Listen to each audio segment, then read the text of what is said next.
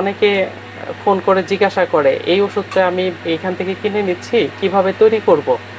অর্থাৎ ওষুধ তৈরি করার যে ফর্মুলাটা, এই ফর্মুলাটা অনেকে জানে না, অনেকে স্থূল মাত্রায় ব্যবহার করে। তৃতীয় বর্ষে, প্রথম দ্বিতীয় তৃতীয় চতুর্থ বর্ষে আছে, তারা সাধারণত বেশিরভাগই দেখা যায় যে স্থূল মাত্রার ওষুধের কথা চিন্তা করি আমরা, কিন্তু ওষুধকে স্থূল থেকে সূক্ষ্মাতি সূক্ষ্ম স্তরে নিয়ে যেতে হবে। এই যে ওষুধের ফাইলটা, এটা আমরা নিয়ে নিলাম।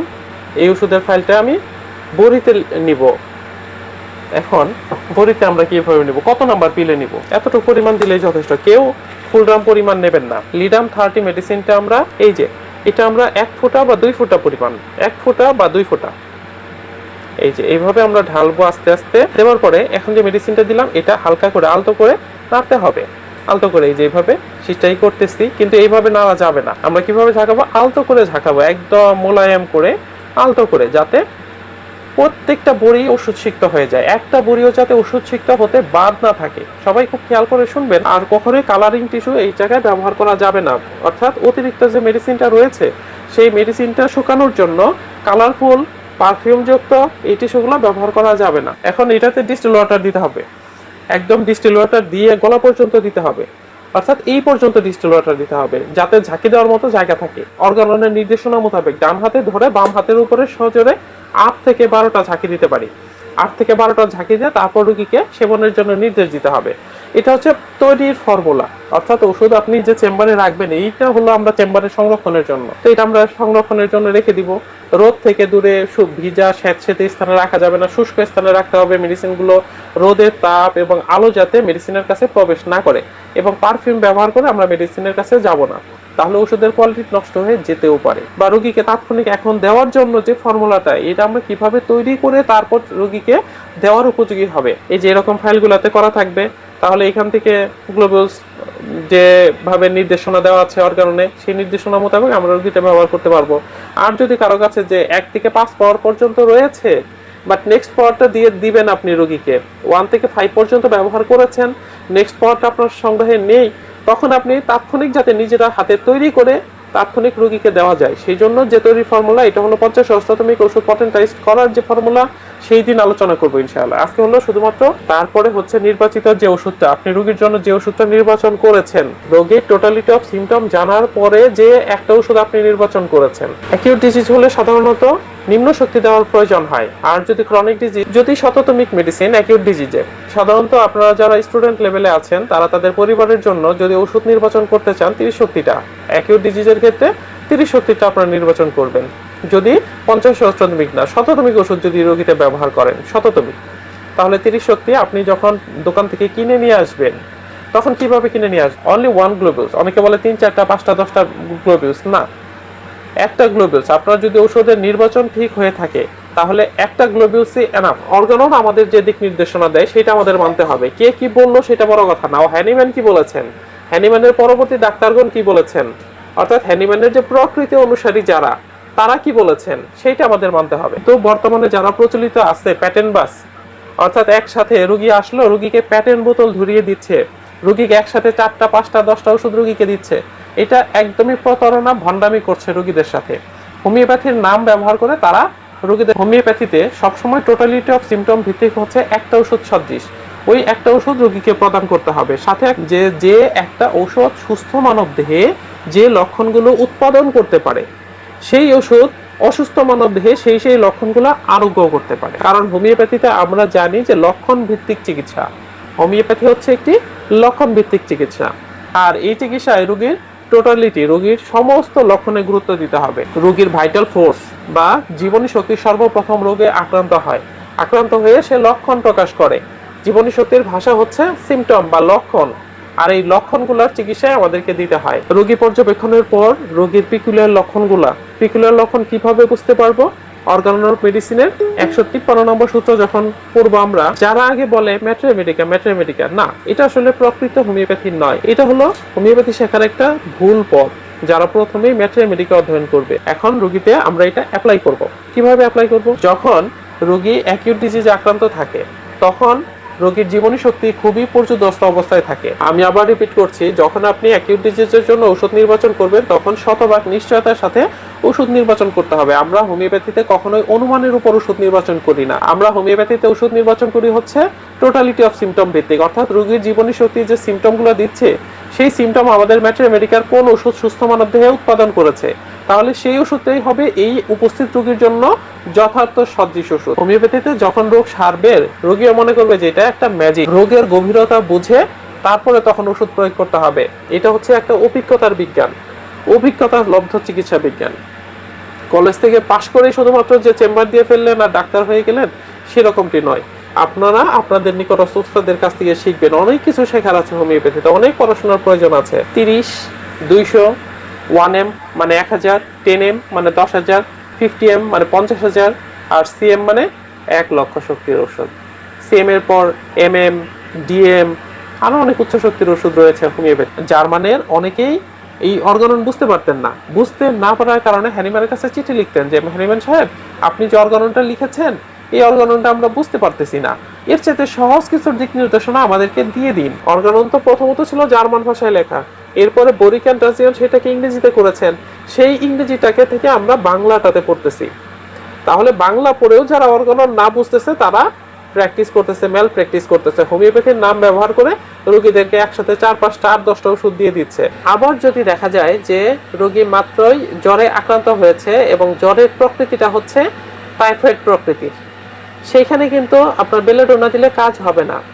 এর আগে আমরা এটা নিয়ে আলোচনা করেছি যে ব্যাপটিসিয়া কত শক্তিতে প্রয়োগ করতে হবে। যে রোগটা নিয়ে এসেছিল সেটা হলো ক্রনিক ডিজিজের তরুণ উচ্ছ্বাস। এই উচ্ছ্বাসের সময় আমরা ওষুধ প্রয়োগ করেছি। তারপর রোগীদেরকে জানাতে হবে এটার জন্য বেশ কিছুদিন ওষুধ সেবন করতে হবে, এটা একবারের ওষুধে সারার মতো রোগ নয়। কোনো ক্রনিক ডিজিজ, অর্গাননে বলা রয়েছে কোনো ক্রনিক ডিজিজ যদি আপনার একবারের ওষুধে ম্যাজিকের মতো সেরে যায় তাহলে ওষুধটা তাৎক্ষণিক অ্যান্টিডোট করতে হবে, অর্থাৎ ওষুধটা ভুলভাবে বিসদৃশভাবে ক্রিয়া করে। যে অনেক সময় আমরা চিকিৎসকরা ছায়া আরোগ্য দ্বারা প্রতারিত হই। বিষয়গুলো মাথায় রেখেই চিকিৎসকের সিদ্ধান্ত নিতে হবে, অর্থাৎ একজন হোমিওপ্যাথিক চিকিৎসকে উপস্থিত বুদ্ধি রাখতে হবে যে আপনার কাছে যে রোগীটা এসেছে অ্যাকিউট ডিজিজ না ক্রনিক ডিজিজ, এই রোগীর জন্য কি 30 শক্তি দিতে হবে না 1M দিয়ে শুরু করব, কি শক্তি দিয়ে শুরু করব, বা রোগীর জন্য যে টোটালিটি অফ সিমটমেটিক যে ওষুধটা আসছে সেই ওষুধের উপযোগিতা দেহের মধ্যে আছে কিনা। যদি অ্যাডাপ্টেবিলিটি না থাকে, উপযোগিতা না থাকে, তাহলে কিন্তু ওষুধ দিয়ে আরো ক্ষতি হবে। আপনার কাছে রোগী আসলো সিপিআর পেশেন্ট, কিন্তু এমন কিছু কুলক্ষণ রয়েছে যে লক্ষণ সিপিআর পূর্ণাঙ্গ ক্রিয়া করতে দেবে না, তখন সিপিআর দেওয়া যাবে না। তখন লক্ষণ সাদৃশ্যে তাকে আপনি নাক্সের সিমটম থাকলে নাক্স দিতে পারেন। সিপিআর চাইতে নাক্সটা নন ডিফেক্টিং মেডিসিন, সিপিআরটা গভীর ক্রিয়াশীল ওষুধ। এই জন্য ঔষধ নির্বাচনের আগে চিকিৎসককে অর্গাননের জ্ঞান, ক্রনিক ডিজিজের জ্ঞান এসব জেনে তারপরে ওষুধ প্রয়োগ করতে হবে। এই শিশিতে ব্যবহার করেন তাহলেও একটা গ্লোবিউস সিঙ্গেল, যদি এই শিশিতে ব্যবহার করেন সেটাতে একটা গ্লোবিউস সিঙ্গেল, একটা গ্লোবিউস এনাফ। চিকিৎসক মানুষ কখনোই কমের জিনিস নেবেন না। কেন নেবেন না? আপনার রোগীদেরকে সূক্ষ্ম মাত্রায় ওষুধ প্রয়োগ করবেন। ওষুধের যদি কোনো ত্রুটি থাকে তাহলে কিন্তু আপনার এই যে এত কষ্ট করে রোগীলিপি করলেন, একটা ওষুধ নির্বাচন করলেন, রোগীকে প্রয়োগ করলেন, যদি রোগ না সারে তাহলে কিন্তু চিকিৎসকের ওইখানে ব্যর্থতা, সফলতা নেই। আর যদি কিছু টাকা বেশি লাগলেও ভালো ওষুধটা যদি ওয়েল প্রুফ মেডিসিনটা আপনি ভালো কোম্পানির থেকে নিয়ে নিতে পারেন তাহলে সেটা কিন্তু আলহামদুলিল্লাহ ভালো, সেটা কিন্তু আপনার ঠকা নয়। আমার উস্তাদের একটা নির্দেশ যে রাসেল জিনিস কিনলে সবসময় ভালোটা কিনবা, টাকায় ঠকা না, জিনিসে ঠকালে সবচেয়ে বড় টাকা। আসলে প্রশ্নটা ছিল যে দেশি ওষুধ কি কাজই করে না, এটা আমি ব্যবহার করছি না, আমি বলতে পারতেছি না। হ্যাঁ, আপনারা ব্যবহার করে দেখতে পারেন, যারা ব্যবহার করে তাদের কাছে সেটার সিদ্ধান্ত নিতে পারেন যে আসলে তারা ব্যবহার করে কেমন রেজাল্ট পাচ্ছে। কাজ তো করবেই, ওষুধ কাজ করবেই যদি আপনার সদৃশ ওষুধ নির্বাচন হয়ে থাকে। যদি নির্বাচন ঠিক না হয় তাহলে আপনি যত জার্মানি ওষুধই দেন, যত গাছ থেকে একদম ডাইরেক্ট ওষুধ তুলে খাওয়ান, সদৃশ না হলে হোমিওপ্যাথিক ওষুধ কখনোই কাজ করবে না, ক্ষতি করবে। এই জন্য হোমিওপ্যাথিক ওষুধ সম্পর্কে ডাক্তার কেন বলেছিলেন যে আমি 1 ডজন নিগ্রোদের সাথে অন্ধকার গৃহে ধারালো অস্ত্রধারী 1 ডজন নিগ্রোদের সাথে থাকতেও অতটা ভয় করি না যতটা ভয় করি একজন অপহোমিওপ্যাথের কাছে 1 ডোজ উচ্চ শক্তির ওষুধ সেবন করতে। এটার 1 ফোঁটার 100 ভাগের 1 ভাগ এটাই যে ক্রিয়াটা করে যদি সিমিলিয়ন না হয় তাহলে রোগীদের ভীষণ ক্ষতি হবে। যারা অর্গানন জানে না, ক্রনিক ডিজিজ জানে না, তারাই ক্ষতিটাও বুঝতে পারবে না। চিকিৎসকের 3টা ভুল হয়ে থাকে, এই 3টা ভুলের মধ্যে এটা একটা, যে চিকিৎসকের নির্বাচিত ওষুধের মধ্যে সন্দেহ থাকা। যে আসলে কি আমার নির্বাচনটা ঠিক হয়েছে নাকি হয়নি, ওষুধ কাজ করতেছে না কেন। নিজের পরিবারের ক্ষেত্রে সাধারণত এমনটি বেশি হয়ে থাকে। অ্যাপকর বড়িটার সাইজ একদম ছোট, যেটা পোস্তদানার সমান, পোস্তদানার মতো। হ্যানিম্যান অর্গাননে যেভাবে বলেছেন যে পোস্তদানার সমান বড়ি থাকবে গ্লোবিউলস। এই বড়িটা ঢালার জন্য আমি করি কি, এই যে গ্লোবিউলস আছে, ডোজ পেপারগুলো আছে, এই ডোজ পেপারগুলো পিচ্ছিল হয়, গ্লসি পেপার পিচ্ছিল, এটা আমি কেটে নিয়েছি একদম।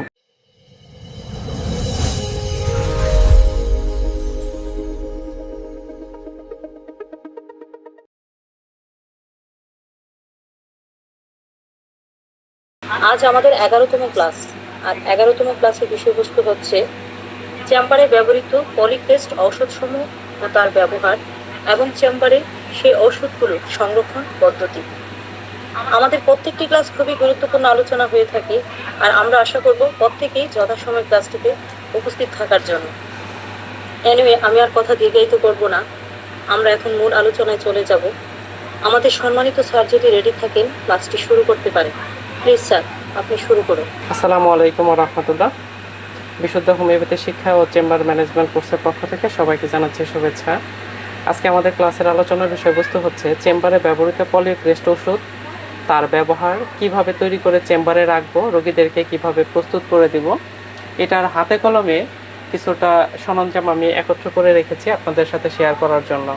এটার মূল কারণ হচ্ছে অনেকে ফোন করে জিজ্ঞাসা করে এই ওষুধটা আমি এইখান থেকে কিনে নিচ্ছি, কিভাবে তৈরি করব। অর্থাৎ ওষুধ তৈরি করার যে ফর্মুলাটা, এই ফর্মুলাটা অনেকে জানে না, অনেক স্থূল মাত্রায় ব্যবহার করে, যেটা আমাদের মহাত্মা হ্যানিম্যান নির্দেশ দিয়েছেন অর্গানন অফ মেডিসিনে, যে ঔষধকে যত সূক্ষ্ম করা যায়, সূক্ষ্ম থেকে এত সূক্ষ্ম যে সূক্ষাতি সূক্ষ্ম, যে এত সূক্ষ্মদের ধারণাই করা যায় না যে এই পরিমাণ সূক্ষ্ম। তো এটা আমরা কিভাবে করব, আর তার আগে জেনে নিই পলিক্রেস্ট ওষুধগুলো সাধারণত কেমন হয়। চেম্বারে সাধারণত যে ধরনের রোগীগুলো বেশি আসে, অর্থাৎ জ্বর, ঠান্ডা, সর্দি, কাশি, অ্যাকিউট ডিজিজের পেশেন্ট এবং ক্রনিক ডিজিজের মধ্যে দেখা যায় arsenic, sulphur, sepia, silicea, merc sol, এই ধরনের মেডিসিনগুলোর পেশেন্টই চেম্বারে বেশি আসে। তো এই ওষুধগুলোকে বলা হয় পলিক্রেস্ট ওষুধ, অর্থাৎ বহুল ব্যবহৃত ওষুধ, যে ওষুধগুলো সচরাচর বেশিরভাগ রোগীতেই প্রয়োজন হয়। এবং এই পলিক্রেস্ট রেমেডিগুলো বেশিরভাগই হচ্ছে ওয়েল প্রুফড, অর্থাৎ একজন মানুষের সুস্থ দেহে সুন্দরভাবে পরীক্ষিত। আর ওয়েল প্রুফড মেডিসিন আমরা আমাদের রোগীদের ক্ষেত্রে ব্যবহার করব। কারণ হচ্ছে ওয়েল প্রুফড মেডিসিন ছাড়া আপনি ওষুধ নির্বাচন থাকলেও যদি ওয়েল প্রুফড মেডিসিন না থাকে, ভালোভাবে পরীক্ষিত ওষুধ না থাকে, তাহলে কিন্তু ব্যবহার করে অত বেশি আশানুরূপ রেজাল্ট পাওয়া যাবে না। এই জন্য পূর্ণভাবে পরীক্ষিত এবং সুন্দরভাবে পরীক্ষিত যে মেডিসিনগুলো, সেই মেডিসিনগুলো আমরা চেম্বারে রাখবো, নিজেরা নিজেদের রোগীদের ক্ষেত্রে ব্যবহার করব। এবং চেম্বারে ওষুধ রোগীদের ক্ষেত্রে আমরা কিভাবে প্রস্তুত করে দেব, বা নিজেদের পরিবারে যারা আমাদের কোর্সে তৃতীয় বর্ষে, প্রথম, দ্বিতীয়, তৃতীয়, চতুর্থ বর্ষে আছে, তারা সাধারণত বেশিরভাগই দেখা যায় যে স্থূল মাত্রার ওষুধের কথা চিন্তা করি আমরা, কিন্তু ওষুধকে স্থূল থেকে সূক্ষ্মাতি সূক্ষ্ম স্তরে নিয়ে যেতে হবে। অর্থাৎ ওষুধের কণা যে স্তরে গেলে একদম আর পাওয়া যাবে না, সেই কণাটা পাওয়া যাবে না, শুধু পাওয়া যাবে কি শক্তিটা, পটেন্সিটা।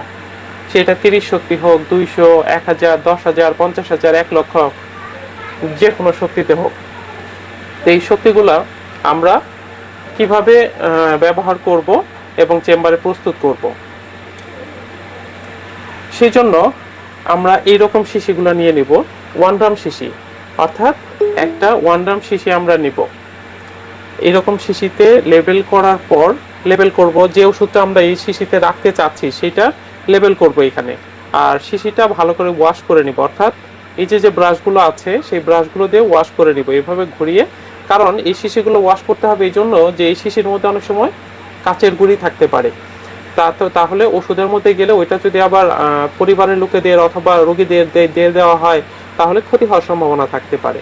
এই জন্য আমরা এই শিশিগুলো ড্রাই ওয়াশ করে নিব। ড্রাই অর্থাৎ এই যে ব্রাশটা, এই ব্রাশটা দিয়ে সুন্দর করে আমরা এটা ভেতরে দিয়ে প্রবেশ করিয়ে তারপর এটা ওয়াশ করে নেব। এভাবে ঘোরালে ভিতরে যদি কোনো কাচের গুঁড়ি থাকে, ময়লা থাকে, তাহলে বের হয়ে যাবে, যদিও এগুলা নতুন শিশি একদম। তারপর এভাবে টোকা দিয়ে পরিষ্কার করে নিলাম। করার পরে এটাতে আমরা কি ওষুধটা তৈরি করব সেটা দেখব, যে কোন ওষুধটা আমরা এটাতে তৈরি করব। সেই ওষুধের ফাইলটা আমরা নিয়ে নিব। এই যে যে ওষুধের ফাইলটা, এটা আমরা নিয়ে নিলাম। এই ওষুধের ফাইলটা আমি বড়িতে নিব। এখন বড়িতে আমরা কিভাবে নিব, কত নাম্বার পিলে নিব? এই যে এটা দেখতে পাচ্ছেন, এটা হলো 40 নাম্বার বড়ি। এটা এসএল দেওয়ার জন্য সাধারণত, এটাও এসএল দেওয়ার জন্য সাধারণত ব্যবহার করা হয়। 40 নাম্বার বড়ি, 30 নাম্বার বড়ি এটা। আর হচ্ছে এটা হচ্ছে 20 নাম্বার পিল। 20 নাম্বার পিল বেশ সাইজে বেশ বড়ই আছে। এই পিলটা আমরা ব্যবহার করতে পারি শততমিক ওষুধের ক্ষেত্রে। এই পিলটা আমরা এই যে 1 ড্রাম শিশি ওয়াশ করে নিলাম, ড্রাই ওয়াশ করে নিলাম, এটাতে আমরা দিব। আমরা হাফ ড্রাম পরিমাণ অথবা কোয়ার্টার ড্রাম পরিমাণ দিতে পারি। এই যে এতটুকু পরিমাণ দিলেই যথেষ্ট। কেউ ফুল ড্রাম পরিমাণ নেবেন না। অর্থাৎ যদি আমরা ফুল ড্রাম পরিমাণ নিয়ে থাকি, এই ওষুধটা এটা ওষুধ তৈরি করার জন্য এখানে যদি ফুল ড্রাম পরিমাণ নেই, তাহলে যে কয় ফোঁটা মেডিসিন দেওয়া হবে, দেওয়ার পরে ঝাঁকানোর বা মিক্স করার মতো জায়গা পাওয়া যাবে না। মিনিমাম অর্ধেক জায়গা ফাঁকা রাখতে হবে, মিনিমাম অর্ধেক ফাঁকা রাখতে হবে। তাহলে অর্ধেক যদি আমরা ফাঁকা রাখি, বাকি অর্ধেকের মধ্যে আমরা গ্লোবিউলস দিয়ে দিলাম। গ্লোবিউলস 20 নাম্বার পিলটা আমরা দিয়ে দিব। 20 নাম্বার পিল দিয়ে দিলে এতটুকু পরিমাণ। এখন আমরা যে ওষুধটা লেবেল করেছি, যে লিডাম 30 মেডিসিনটা আমরা পিলে নিব। এখন লিডাম 30 যে ফাইল আসছে, যে জার্মানি শিশির যে বোতলটা আছে দেখতে পাচ্ছেন, এটা লেবেল যাতে কখনো মুছে যায় বা নষ্ট হয়ে যায়, তাহলে যাতে আমার নামটা চিনতে অসুবিধা না হয়, এই জন্য ডাবল করে লেবেল করে রাখা আছে এই শিশিটার মধ্যে। অর্থাৎ এই যে এখানে লিডাম প্লাস্টার 30, আর এইখানেও লেখা আছে লিডাম প্লাস্টার 30। তো এটা আমরা বড়িতে নেব। বড়িতে কিভাবে নেব? সাধারণত ডাক্তাররা কি করে, এই যে লিকুইড মেডিসিনটা এটা থেকে ডাইরেক্ট জিহ্বায় দিয়ে দেয়, যেটা স্থূল মাত্রা। মহাত্মা হ্যানিম্যান হোমিওপ্যাথির যিনি আবিষ্কার করেছেন, তিনি এটা নিষেধ করেছেন। এটা থেকে ডাইরেক্ট রোগীদের জিহ্বায় বা রোগীদেরকে ডাইরেক্ট এটা থেকে দেওয়া যাবে না। দিলে স্থূল মাত্রা হবে, অ্যাক্টিভেশন হবে, অনেক সময় সিমটম সাপ্রেশন হয়ে যেতে পারে স্থূল মাত্রা হওয়ার কারণে। মাত্রা সূক্ষ্ম করতে হবে। তাহলে আমরা কিভাবে সূক্ষ্ম করব? এই যে এটা আমরা 1 ফোঁটা বা 2 ফোঁটা পরিমাণ, 1 ফোঁটা বা 2 ফোঁটা, এই যে এইভাবে আমরা ঢালবো আস্তে আস্তে।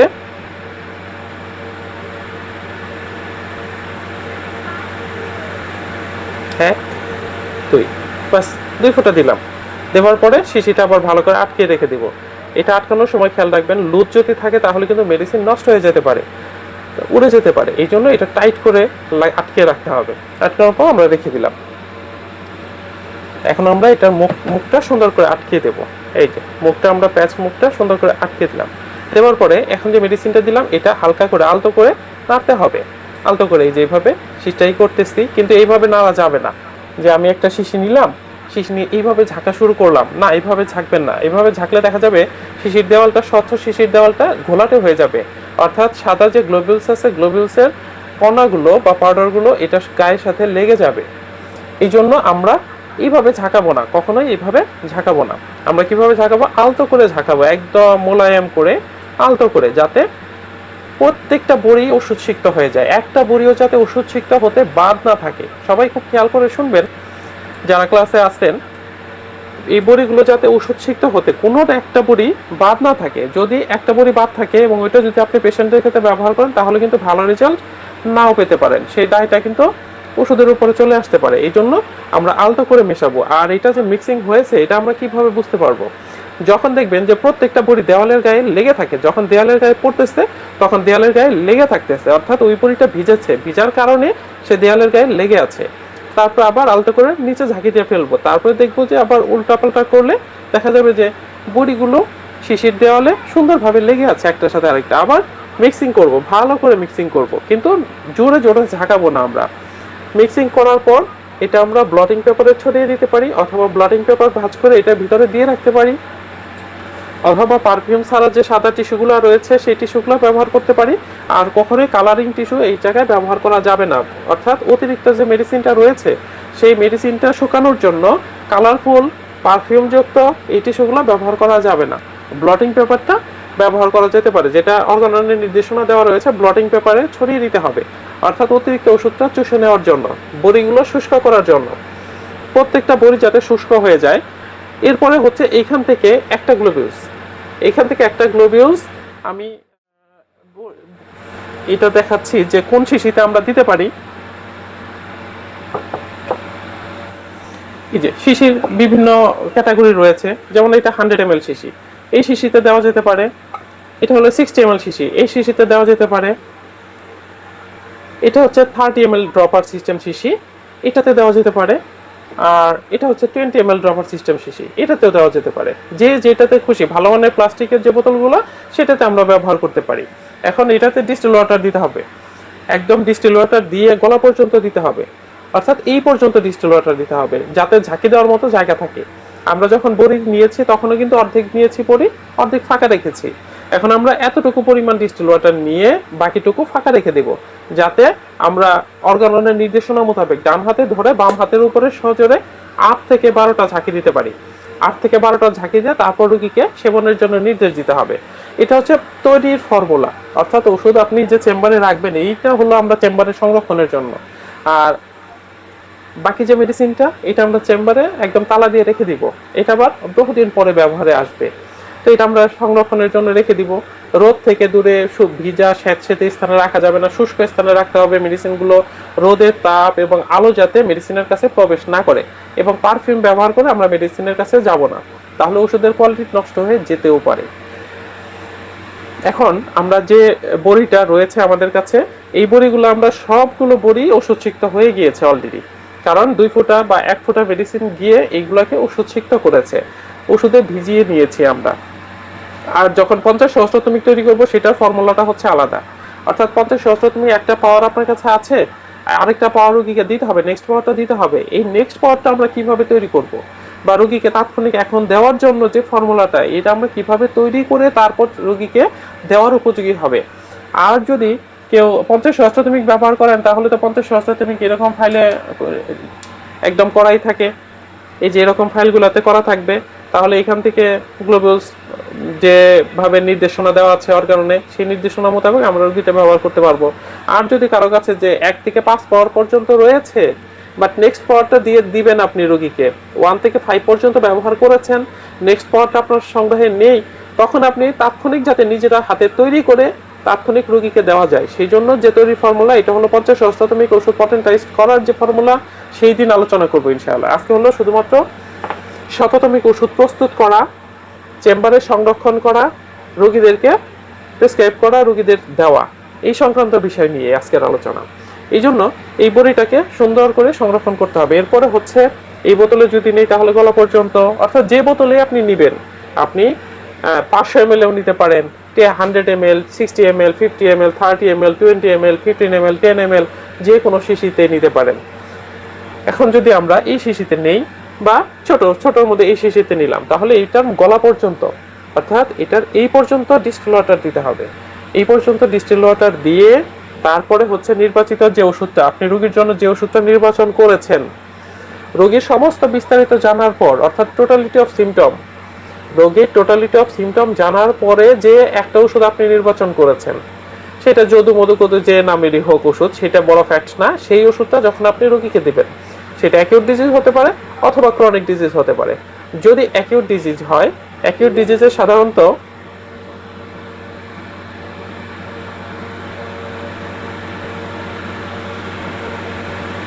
অ্যাকিউট ডিজিজ হলে সাধারণত নিম্ন শক্তি দেওয়ার প্রয়োজন হয়। আর যদি ক্রনিক ডিজিজ এবং মেন্টাল সিমটম ভালো স্পষ্ট পাওয়া যায়, তাহলে 1M থেকে শুরু করা যেতে পারে। তো কেউ যদি বিতর্কে যেতে চান, আমি বিতর্কে যেতে চাই না, যেটা অর্গাননে বলে বা আমার উস্তাদের নির্দেশ যেটা, সেইভাবে আমি আপনাদের সাথে শেয়ার করছি। যদি শততমিক মেডিসিন অ্যাকিউট ডিজিজে, সাধারণত আপনারা যারা স্টুডেন্ট লেভেলে আছেন, তারা তাদের পরিবারের জন্য যদি ওষুধ নির্বাচন করতে চান, 30 শক্তিটা অ্যাকিউট ডিজিজের ক্ষেত্রে 30 শক্তিটা আপনারা নির্বাচন করবেন। যদি 50 সহস্রতমিক না, শততমিক ওষুধ যদি রোগীতে ব্যবহার করেন, শততমিক, তাহলে 30 শক্তি আপনি যখন দোকান থেকে কিনে নিয়ে আসবেন, তখন কিভাবে কিনে নিয়ে আসবেন? আপনি তাদেরকে বলবেন একটা শিশি, 1 ড্রাম শিশিতে 1/2 ড্রাম পরিমাণ গ্লোবিউস দিতে। 1/2 ড্রাম গ্লোবিউস দেওয়ার পর ওইখানে আপনি দেখবেন ওষুধের লেভেলটার সাথে ওষুধটা সুন্দর করে মিলিয়ে নেবেন, যে আপনি যে লেভেলটা করেছেন ওষুধের, সেই লেভেলটা ঠিক আছে কিনা, দুইটা ম্যাচিং করে, ম্যাচ হলে তারপর আপনি নিজ হাতে 2 ফোঁটা বা 1 ফোঁটা ওষুধ দিয়ে নিজেরা তৈরি করে নেবেন। তৈরি করে তারপর আপনি এইভাবে আলতো করে ঝাঁকিয়ে নেবেন, অর্থাৎ ডাইরেক্ট যে একদম ঝাঁকি, ওই ঝাঁকিটা দেবেন না। আর আলতো করে দেওয়ার পর প্রত্যেকটা বড়ি ওষুধ সিক্ত হয়ে গিয়েছে। এখন হচ্ছে এই বড়িটা থেকে 1 গ্লোবিউস, অনলি 1 গ্লোবিউস, অনেকে বলে 3, 4, 5, 10টা গ্লোবিউস, না, একটা গ্লোবিউস। আপনার যদি ওষুধের নির্বাচন ঠিক হয়ে থাকে তাহলে একটা গ্লোবিউসই এনাফ, 1 গ্লোবিউস এনাফ। তো আপনার সব ডিশ হইতে হবে। মোট কথা হচ্ছে আমরা যে অর্গানন অফ মেডিসিন পড়তেছি, অর্গানন অফ মেডিসিনের 30 নম্বর সূত্র পর্যন্ত আমরা আছি এই কোর্সটাতে। তো অর্গানন আমাদের যে দিক নির্দেশনা দেয় সেটা আমাদের মানতে হবে। কে কি বললো সেটা বড় কথা না, ও হ্যানিম্যান কি বলেছেন, হ্যানিম্যানের পরবর্তী ডাক্তারগণ কি বলেছেন, অর্থাৎ হ্যানিম্যানের যে প্রকৃতি অনুসারী যারা, তারা কি বলেছেন সেটা আমাদের মানতে হবে। সেটার মধ্যে যদি মহাত্মা হ্যানিম্যান সূক্ষ্মভাবে ব্যবহার করার পরামর্শ দিয়ে থাকে তাহলে আমরা সূক্ষ্মভাবে ব্যবহার করব। আর যদি বলে যে একসাথে 4-5টা মেডিসিন সাপোর্ট করে হোমিওপ্যাথি, তাহলে সেটা করব, যদি অর্গানন সেটা বলে। কিন্তু বর্তমানে যারা প্রচলিত আছে প্যাটেন্ট বাস, অর্থাৎ একসাথে রোগী আসলো, রোগীকে প্যাটেন্ট বোতল ধরিয়ে দিচ্ছে, রোগীকে একসাথে 4টা 5টা 10টা ওষুধ রোগীকে দিচ্ছে, এটা একদমই প্রতারণা, ভণ্ডামি করছে রোগীদের সাথে। হোমিওপ্যাথির নাম ব্যবহার করে তারা রোগীদের সাথে ভণ্ডামি করে যাচ্ছে। এসব থেকে দূরে থাকবেন এবং নিজেরাও কখনো এসব করার চিন্তা ভাবনাও করবেন না। অবশ্যই সবসময় হোমিওপ্যাথিতে সবসময় টোটালিটি অফ সিমটম ভিত্তিক হচ্ছে একটা ওষুধ সদৃশ, ওই একটা ওষুধ রোগীকে প্রদান করতে হবে, সাথে একটা এসএল বা প্লাসিবো স্যাকলেট সেটা যে কোনোটা দিতে পারে, অনুষধি জাতীয় কিছু। আর মেন ওষুধ থাকবে একটা ওষুধ, সেই একটা ওষুধ সূক্ষ্মভাবে রোগীদেরকে প্রয়োগ করতে হবে। সিমিলিমাম, হোমিওপ্যাথিতে যে মেন থিওরিটা সিমিলিয়া সিমিলিবাস কিউরেন্টার, অর্থাৎ সদৃশ সদৃশে আরোগ্য। আমরা অর্গানন পড়ে জেনেছি কি যে যে একটা ঔষধ সুস্থ মানব দেহে যে লক্ষণগুলো উৎপাদন করতে পারে, সেই ওষুধ অসুস্থ মানব দেহে সেই সেই লক্ষণগুলো আরোগ্য করতে পারে। এটা হচ্ছে হোমিওপ্যাথির মেন থিওরি, সিমিলিয়া সিমিলিবাস কিউরেন্টার, যেটা হ্যানিম্যান আবিষ্কার করেছেন এবং অর্গাননে এটার কথাই বলেছেন। অর্গাননে বারবার টোটালিটি অফ সিমটমের কথা বলেছেন, অর্থাৎ লক্ষণ সমষ্টি, লক্ষণ সমষ্টি, লক্ষণ সমগ্রতা, অর্থাৎ মাথার সিমটম, পায়ের সিমটম, পেটের সিমটম, তারপরে অন্যান্য যে অর্গানের সিমটমগুলো, সকল সিমটমের সমন্বয় করে তারপরে হচ্ছে টোটালিটি অফ সিমটম।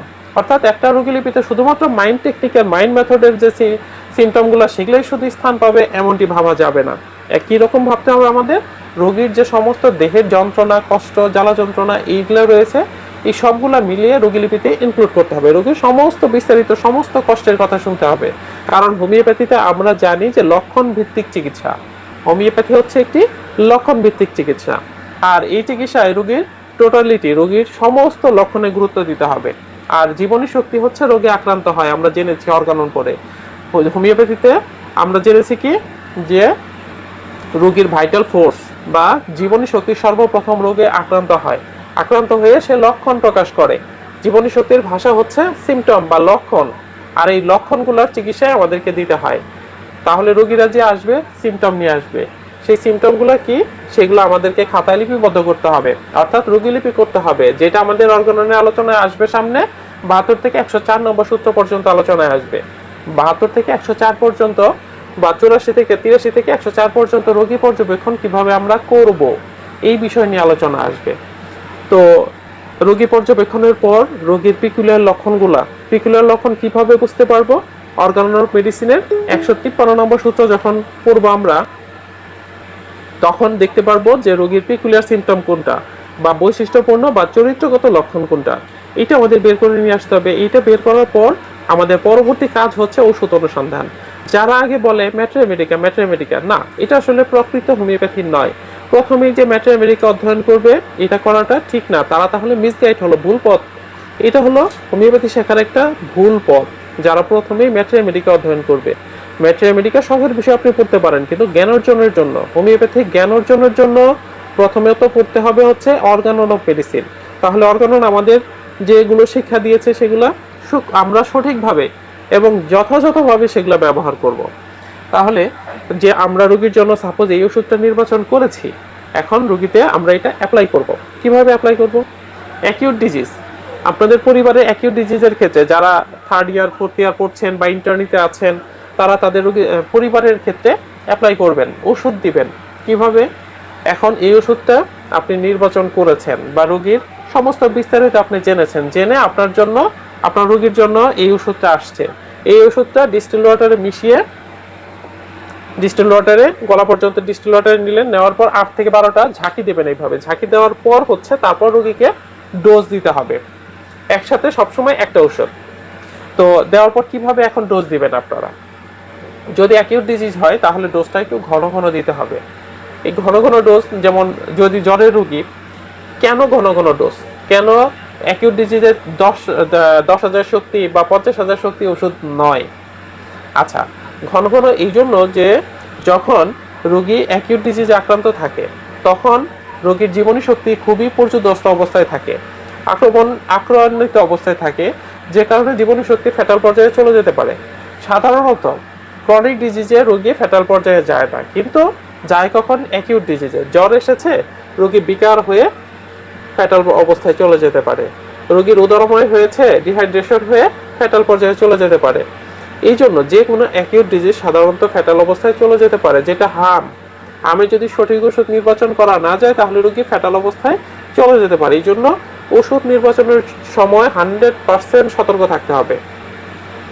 আমি আবার রিপিট করছি, যখন আপনি অ্যাকিউট ডিজিজের জন্য ওষুধ নির্বাচন করবেন তখন শতভাগ নিশ্চয়তার সাথে ওষুধ নির্বাচন করতে হবে। আমরা হোমিওপ্যাথিতে কখনোই অনুমানের উপর ওষুধ নির্বাচন করি না। হোমিওপ্যাথি যে একটা সায়েন্স, একটা বিজ্ঞান, সেটার একটা থিওরি আছে, আর এই থিওরিটা হচ্ছে অর্গাননে সুন্দরভাবে লিপিবদ্ধ করা রয়েছে। আমরা কখনোই অনুমানের উপর ওষুধ নির্বাচন করি না। আমরা হোমিওপ্যাথিতে ওষুধ নির্বাচন করি হচ্ছে টোটালিটি অফ সিমটম ভিত্তিক, অর্থাৎ রোগীর জীবনী শক্তি যে সিমটমগুলো দিচ্ছে সেই সিমটম আমাদের ম্যাট্রিমেডিকার কোন ওষুধ সুস্থ মানব দেহে উৎপাদন করেছে, তাহলে সেই ওষুধটাই হবে এই উপস্থিত রোগীর জন্য যথার্থ সদৃশ ওষুধ। আর এই ওষুধটা সেবন করার পর যখন অ্যাকিউট ডিজিজে ওষুধ সেবন করবে, যথার্থ সদৃশ ওষুধ রোগী সেবন করবে, সেবন করার পর সে আরাম বোধ করতে থাকবে, ভালো বোধ করতে থাকবে যথার্থ সদৃশ ওষুধ সেবন করার পর। তাহলে যদি জ্বর দেখা যায় 103 বা 104 ছিল, তাহলে ওষুধ সেবনের পর আস্তে আস্তে 1 পয়েন্ট 2 পয়েন্ট করে করে আস্তে আস্তে কমে যাবে। অন্য ব্যাধির ওষুধের মতো তাৎক্ষণিক জ্বর একদম ছেড়ে যাবে টোটাল, এরকম নাও হতে পারে। তাহলে জ্বর 103-এ ছিল, কিছুক্ষণ পর দেখা যায় 102-এ আসছে, কিছুক্ষণ পর 102-এ আসছে, কিছুক্ষণ পর 101-এ আসছে, 100.5-এ আছে। এরকম আস্তে আস্তে জ্বরটা ইনশাআল্লাহ নেমে আসবে। রোগী পেটে ব্যথা নিয়ে এসেছিল, ওষুধ খাওয়ার পর তাৎক্ষণিক রোগী আরাম বোধ করতে পারে। এই কারণে তো মহাত্মা হ্যানিম্যান বলেছেন যে হোমিওপ্যাথিক চিকিৎসা কলাই কেবল যেন ম্যাজিকের মতো সকল প্রাকৃতিক ব্যাধিসমূহ যা বিসদৃশ চিকিৎসার অনারোগ্যকর আরোগ্যকলা কর্তৃক ধ্বংস করা হয়নি, অর্থাৎ সার্জারি করা হয়নি। যেমন পলিপাস হয়েছে, সার্জারি করা হয়েছে, পলিপাস, পাইলস হয়েছে, টিউমার হয়েছে, আচিল হয়েছে, যা সার্জারি করা হয়নি তা সুস্থতায় রূপান্তর করতে পারে।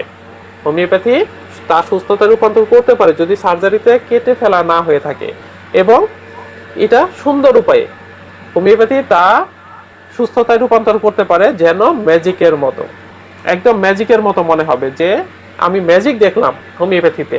হোমিওপ্যাথিতে যখন রোগ সারবে রোগীও মনে করবে যে এটা একটা ম্যাজিক, কিন্তু বাস্তব। তাহলে সেই সদৃশ যে ওষুধটা আপনি নির্বাচন করলেন, এই ওষুধটা অ্যাকিউট ডিজিজ অবস্থায় 30 শক্তি একটু ঘন ঘন প্রয়োগ করতে হবে। যখন আপনারা অভিজ্ঞতায় লব্ধ হবেন তখন দেখা যাবে যে প্রসব বেদনার রোগীকে দিয়েছেন, সেই ক্ষেত্রে আরো ঘন ঘন দেওয়ার প্রয়োজন হতে পারে, 10 মিনিট পর পর দেওয়ার প্রয়োজন হতে পারে। সেটা রোগীর অবস্থার উপরে, রোগীর জীবনী শক্তির লেভেল অফ হেলথ, যেটা জীবনী শক্তির যে সংবেদনশীলতার স্তর কোন স্তরে রয়েছে, এটা যখন আপনি পরিমাপ করতে পারবেন, অর্থাৎ 284 নম্বর সূত্র যখন বুঝতে পারবেন, 281, 82, 83, 84 এই সূত্রগুলো যখন বুঝতে পারবেন, তখন বুঝতে পারবেন যে রোগের ডেপথনেস, গভীরতা, রোগের গভীরতা বুঝে তারপরে তখন ওষুধ প্রয়োগ করতে হবে। এটা হচ্ছে একটা অভিজ্ঞতার বিজ্ঞান, অভিজ্ঞতার লব্ধ চিকিৎসা বিজ্ঞান। কলেজ থেকে পাশ করে শুধুমাত্র যে চেম্বার দিয়ে ফেললেন আর ডাক্তার হয়ে গেলেন সেরকমটি নয়। আপনারা আপনাদের নিকটস্থ উস্তাদের কাছ থেকে শিখবেন, অনেক কিছু শেখার আছে হোমিওপ্যাথিতে, অনেক পড়াশোনার প্রয়োজন আছে। যদি পড়াশোনা না করা হয় তাহলে আপনার পরিবারের ওষুধের দেওয়ার ক্ষেত্রেও ফেল করবেন, রোগীদের ক্ষেত্রেও ফেল করবেন, এবং চেম্বার দেওয়ার পর প্যাটেন্ট ছাড়া অন্য কোনো উপায় থাকবে না। আর সেই প্যাটেন্ট করলে রোগী তো আরোগ্য হবেই না, আরো জটিল জটিল রোগে জর্জরিত হবে। ক্রনিক ডিজিজ একটাও সারানো সম্ভব হবে না ক্রনিক ডিজিজের জ্ঞান ছাড়া। তাহলে আমরা এই ওষুধটা এইভাবে রোগীদেরকে প্রয়োগ করতে পারি। আচ্ছা, আবার এই ওষুধটা যেমন এই যে আরেকটা ওষুধ এটা তৈরি করছি, সরিনাম সিএম পটেন্সি, অর্থাৎ উচ্চ শক্তির এই ওষুধটা তৈরি করাটা দেখাচ্ছি। এই যে এটাতে আমরা 20 নাম্বার গ্লোবিউলসটাই নিয়ে নিব।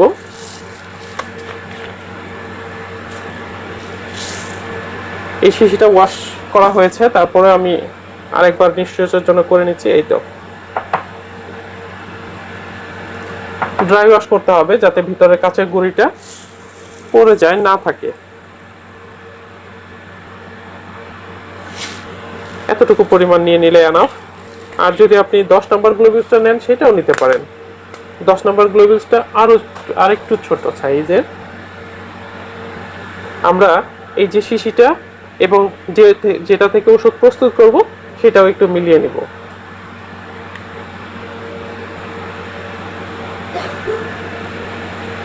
এটা 2 ফোঁটা বাস।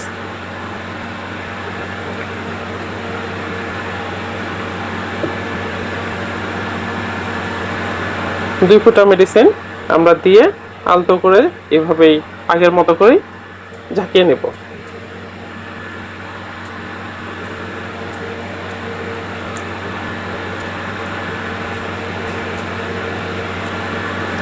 একটু ঝাঁকালেই দেখা যাবে যে বড়িগুলো প্রত্যেকটাই সিক্ত হয়ে গিয়েছে, ওষুধ সিক্ত হয়ে গিয়েছে, কারণ এগুলো দেওয়ালের সাথে লেগে রয়েছে। প্রত্যেকটা বড়ি দেওয়ালের সাথে সুন্দরভাবে এঁটে রয়েছে।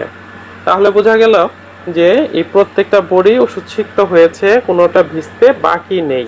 একটা বড়িও আর ভিজতে বাকি রইল না।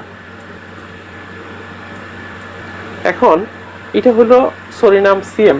50M হলো 50,000, 30, 200, 1M মানে 1000, 10M মানে 10,000, 50M মানে 50,000, আর সিএম মানে 1 লক্ষ শক্তির ওষুধ।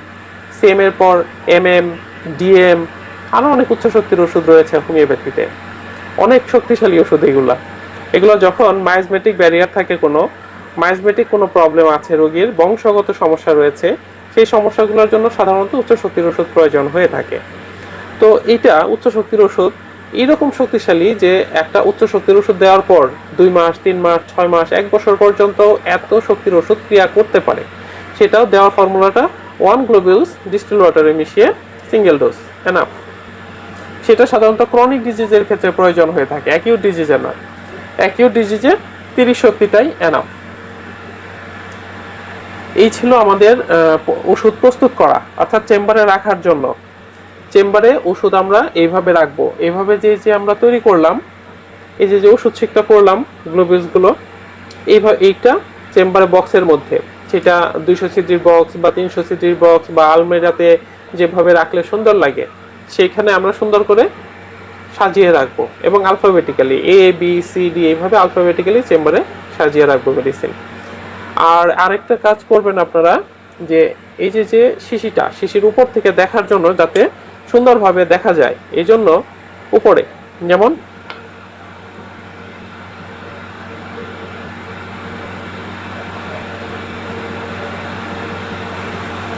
এই যে এখানে সুন্দর করে আমরা ওষুধের শক্তি এবং নাম, সিএম বা 30 বা 1M বা 10M এখানে আমরা লিখে রাখবো, যাতে উপর থেকে দেখলে সুন্দরভাবে দেখা যায় যে হ্যাঁ এটার মধ্যে এই মেডিসিনটা রয়েছে।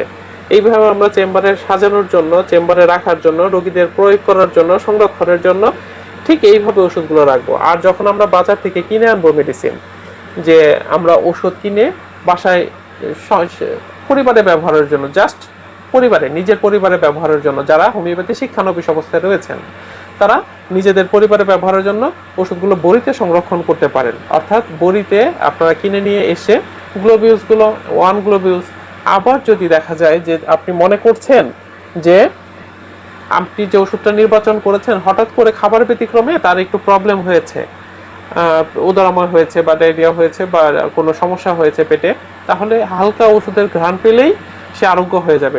এখান থেকে 2-3টা বড়ি জাস্ট জিভ বাই দিলেই দেখা যাবে যে ওষুধের ক্রিয়া পেয়েছে, জীবনী শক্তি, ওই প্রবলেমটা, ওই যে সিমটমটা ছিল ওই সিমটমটা আরোগ্য হয়ে গিয়েছে। যখন আমরা প্রত্যাশা করি যে ওষুধটা রোগী দেহে হালকাভাবে ক্রিয়া করুক, তখন আমরা রোগীদেরকে অল্প স্নায়ু স্পর্শ করে এরকম ভাবে ওষুধ প্রয়োগ করব। এটা আমাদের অর্গান অফ মেডিসিনের সামনের যে সূত্রগুলো আলোচনা রয়েছে, সেই আলোচনার মধ্যে আমরা পাবো যে কিভাবে আমরা এটা করব। যে কখন আমরা এই ফর্মুলাটা ইউজ করব সেটা সামনে আলোচনা রয়েছে। আমাদের চিকিৎসা ক্ষেত্রে অর্থাৎ হোমিওপ্যাথিক চিকিৎসা ক্ষেত্রে গিয়ে যত বাধা সম্মুখীন হব, যত প্রশ্নের সম্মুখীন হব, যত সমস্যা, এই সকল সমস্যার সুন্দর সমাধান অর্গাননে মহাত্মা হ্যানিম্যান সেই 200 বছর আগে আমাদেরকে দিয়ে গিয়েছেন। আমরা সেটা পড়ি না বলে জানি না, পড়ি না বলে সেটাকে আমরা সেকেলে বলে এড়িয়ে চলি, পড়ি না বলে মনে হয় যে 200 বছর আগের এই 291টা সূত্র এখন হয়তো হ্যানিম্যান থাকলে আরো কিছু বাড়াতেন বা কমাতেন বা নতুন কিছু নিয়ম অ্যাড করতেন বা বাধা করতেন। সেটাই যদি হতো তাহলে 200 বছরের মধ্যে আরো অনেক মহারথী ডাক্তারগণ এসেছিলেন হোমিওপ্যাথিতে এবং তারা প্র্যাকটিস করে চমৎকার রেজাল্ট পেয়ে বই লিখে গিয়েছেন। সেই বইগুলো পড়ে আমরা হোমিওপ্যাথি আরো ভালোভাবে শিখতেছি। তারা বলতেন যে হ্যাঁ, অর্গাননে 291টা সূত্র এখন আর হয় না, সূত্রগুলো আবার বাড়ানো দরকার, আরো পরিমার্জনা করা দরকার। হ্যানিম্যান সাহেব বেঁচে থাকলে করতেন, তারা বলে না। যখন আমরা অর্গানন না বুঝি তখন আমরা বলি এটা আমরা বুঝতেছি না, আচ্ছা ঠিক আছে এটা পাল্টানো দরকার, এটাকে সহজ করা দরকার, আমরা সেটা যুক্তি দাঁড় করাই। কিন্তু হ্যানিম্যানের সময়ই অনেকেই, জার্মানের অনেকেই এই অর্গানন বুঝতে পারতেন না। বুঝতে না পারার কারণে হ্যানিম্যানের কাছে চিঠি লিখতেন যে হ্যানিম্যান সাহেব আপনি যে অর্গাননটা লিখেছেন এই অর্গাননটা আমরা বুঝতে পারতেছি না, এর চাইতে সহজ কিছু দিক নির্দেশনা আমাদেরকে দিয়ে দিন। আমরা সেই কথা কিভাবে জানলাম? অর্গাননে হ্যানিম্যান তাদের প্রশ্নের উত্তর দিয়েছেন যে আমি বিস্মিত হই যে অর্গানন অফ মেডিসিনে এত সুন্দর দিক নির্দেশনা থাকার পরেও আরো বিশেষ দিক নির্দেশনার জন্য প্রত্যাশা করা হয়।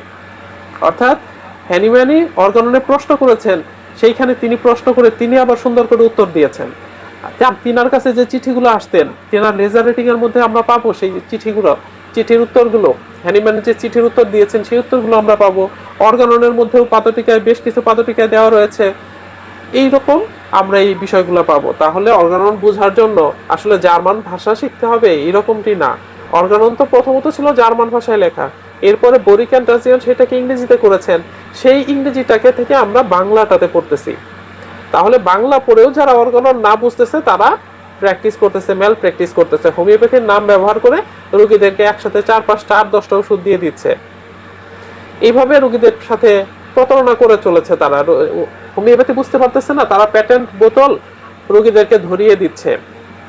এইভাবে রোগীদের সাথে প্রতারণা ছলচালনা করে করতেছে। নাম হচ্ছে কি হোমিওপ্যাথির বদনাম করছে। কিন্তু একটা সপ্তাহপ্যাথিকে কেউ কখনো ধ্বংস করতে পারবে না। হয়তো একটু দেবে থাকে, স্থিমিত হয়ে থাকবে, কিন্তু কেউ কখনো ধ্বংস করতে পারবে না ইনশাআল্লাহ। তো যদি আপনাদের কারো কোনো প্রশ্ন থাকে, যারা আজকের ক্লাসে আছেন, যদি আপনাদের কারো কোনো প্রশ্ন থাকে, আরো কোনো কিছু বোঝার থাকে, তাহলে প্রশ্ন করতে পারেন, ইনশাআল্লাহ উত্তর দেওয়ার চেষ্টা করব। জি, ক্লাসের যারা আছেন প্রশ্ন করলে ইনশাআল্লাহ উত্তর দেওয়ার চেষ্টা করব। রাব্বানি ভাই, আমার একটা প্রশ্ন আছে, শুনতে পাচ্ছেন আমাকে? জি, শুনতে পাচ্ছি। সেটা হচ্ছে নিম্ন পটেন্সিতে আমরা আসলে এই যে থেরাপি, এই পটেন্সি গুলো আমরা জানি যে এগুলা মোটামুটি মানে নিম্ন পটেন্সি হিসেবে ইউজ করা হয়। তাহলে এখানে 30 এবং 6 এই দুইটা তো আপনি মনে হয় অনেক অ্যাপ্লাই করছেন। তো এই দুইটার মধ্যে আপনি সবসময় বলেন যে নিম্ন থেকে 30 থেকে শুরু করাটাই বেটার। তো আপনার কাছে এটা কম্পারিজনটা এটা কি, এটা যদি একটু কাইন্ডলি বলেন। আচ্ছা, যখন অ্যাকিউট ডিজিজ নিয়ে রোগীরা আসবে, সাপোজ একজন জ্বরের রোগী আসলো অথবা উদরাময়ের রোগী আসলো, তাহলে রোগীটা আসার পর রোগীর সমস্ত সিমটম অ্যাকিউট ডিজিজ, রোগী হঠাৎ করে রোগে আক্রান্ত হয়েছে, আক্রান্ত হয়েই হোমিওপ্যাথিক চিকিৎসকের শরণাপন্ন হলো। হবার পর যখন আপনার সন্নিকটে আসবে তখন আপনার ওষুধ আসলো সাপোজ অ্যাকোনাইট অথবা বেলেডোনা লক্ষণ অনুযায়ী, অথবা রাস্টক্স বা পালসেটিলা বা নাক্সভমিকা। যদি অ্যাকোনাইট এসে থাকে তাহলে আপনার 30 শক্তিটাই আনাপ।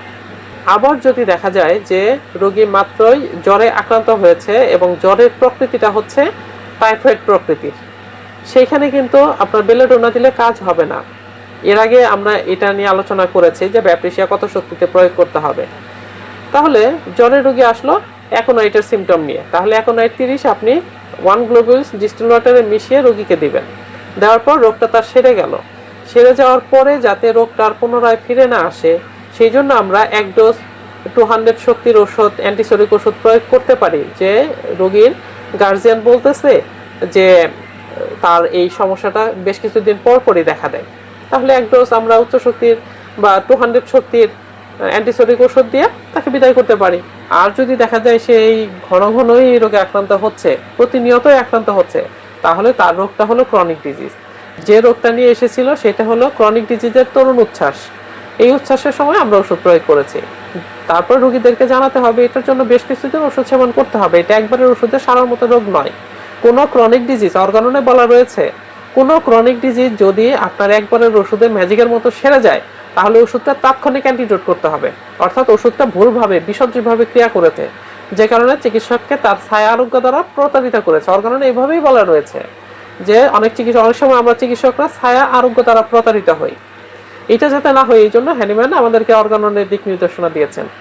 আর 200 শক্তি সাধারণত আমরা চিকিৎসার শেষে এক ডোজ সিঙ্গেল ডোজ দিতে পারি, অথবা চিকিৎসা ক্রনিক ডিজিজ চিকিৎসার শুরুতে 200 আমরা 3 দিন পর পর 2 দিন পর পর এক ডোজ করে দিতে পারি। শক্তি পরিবর্তন রীতিতে 200 থেকে শুরু করতে পারি বা 1M থেকে শুরু করতে পারি ক্রনিক ডিজিজের ক্ষেত্রে। অ্যাকিউট ডিজিজে 30 শক্তিতেই সাধারণত একবারের ওষুধ নিলে রোগীরা সেরে যায় অ্যাকিউট ডিজিজ। বিষয়টা ক্লিয়ার হয়েছে ভাই? বিষয়টা কি হয়েছে? আর হচ্ছে এই যে ইটা এই যে 200 আমরা যদি রোগীদেরকে প্রয়োগ করি তো সেই ক্ষেত্রে কি এটা মানে ডিপেন্ড করে হচ্ছে রোগীর প্রয়োজনীয়তার উপর, যে আমি এটা একদিন পর পর ইউজ করবো না 2 দিন পর পর ইউজ করবো না 3 দিন পর পর ইউজ করবো, না দেখা যাচ্ছে যে আমি একভাবে আপনি যেভাবে মেডিসিনটা মেক করছেন সেটা একটা গ্লোবিউল দিয়ে আমি একটা 100 ml বোতলের মধ্যে করে আচ্ছা, তারপরে ওটাকে ঝাঁকাইয়া 3টা পার্ট করা, and then 3টা পার্ট হয়তো তাকে 3 দিন পর পর এই মেডিসিনটা সকালবেলা বা একটা টাইমে খাওয়ানো।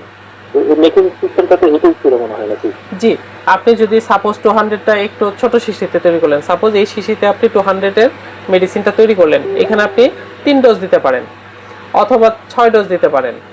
এটা অবশ্যই শক্তি পরিবর্তন রীতিতে দিতে হবে, যে 3টা দাগ দিয়ে দিলেন, আমি 3 ডোজের কথা বলছি সাধারণত, যে এখানে মাঝখানে 2টা দাগ দিয়ে দিলেন, 2টা দাগ দিলে মাঝখানের 1 ডোজ, উপরে 1 ডোজ, নিচে 1 ডোজ, 3 ডোজ, 3 ডোজ 3 দিন সকালে, অর্থাৎ সপ্তাহে 1 ডোজ করে। আপনার দেখতে হবে যে ওষুধটা 200 শক্তির, তাহলে রোগের গভীরতা, ওষুধের গভীরতা বুঝতে হবে যে এই যে ওষুধটা যে দিলাম রোগীর জীবনী শক্তিতে লেভেল আছে এই স্তরে, এইটা দেওয়ার পরে 3 দিন পরে আরেক ডোজ দেওয়ার প্রয়োজন হবে বা 7 দিন পরে আরেক ডোজ দেওয়ার প্রয়োজন হবে।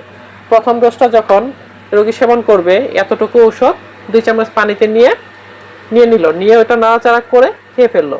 এরপরে যখন এই শিশিটা আবার সেই শিশিটা থেকে দ্বিতীয় ডোজ দ্বিতীয় সপ্তাহে সেবন করবে তখন শিশিটা ভালো করে ঝাঁকি দিয়ে নেবে, ঝাঁকি দিয়ে শক্তি পরিবর্তন করে বাস, তাহলে দ্বিতীয় ডোজটা দ্বিতীয় সপ্তাহে সেবন করলো, আবার লাস্টের ডোজটা তৃতীয় সপ্তাহে, অর্থাৎ 3 7 21 দিন পরে তারপর আবার আপনার নিকট আসবে রোগী। পারফেক্ট হয় কোনটা ভাই? যেটা হচ্ছে যে ওষুধটা যদি আমি ঝাঁকাইয়া একটা আমি খেয়ে ফেলি এটা পারফেক্ট হয়, নাকি এটাকে আমি একটা আলাদা একটা পানির মধ্যে সেখানে মিক্স করে চামচ দিয়ে নিয়ে তারপরে খেলাম? এখান থেকে নিয়ে আলাদা একটা কাপের মধ্যে আধা কাপ পানি নিয়ে শিশি থেকে 3 ভাগের 1 ভাগ ওষুধ ওই পানিতে দিবে, ওইটা নাড়াচাড়া করে সবটুকু খেয়ে ফেলতে পারে অথবা এখান থেকে 1 চামচ খেয়ে বাকিটা ফেলে দিতে পারে। এটা আসলে চিকিৎসকের অভিজ্ঞতার উপরে নির্ভর করবে, চিকিৎসক কিভাবে দিক নির্দেশনা দিবেন। ঠিক আছে, আচ্ছা, আর কারো কোনো প্রশ্ন আছে আজকের ক্লাসের উপরে? আসসালামু আলাইকুম। ওয়ালাইকুম আসসালাম।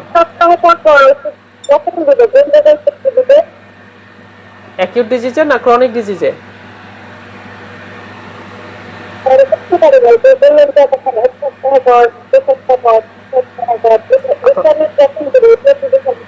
আপনার সাউন্ডটা ক্লিয়ার আসছে না, জাস্ট মিনিট।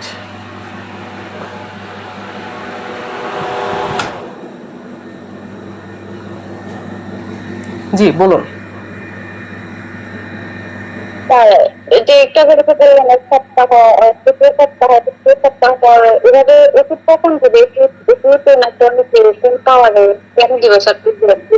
আচ্ছা, সেটা তো চিকিৎসকের অভিজ্ঞতার উপর। আমি যেটা বললাম, যদি সাপোজ আপনি সালফার নির্বাচন করেছেন তাহলে তো সালফার সকালে বাসি পেট ছাড়া অন্য কোনো সময় দেওয়া যাবে না।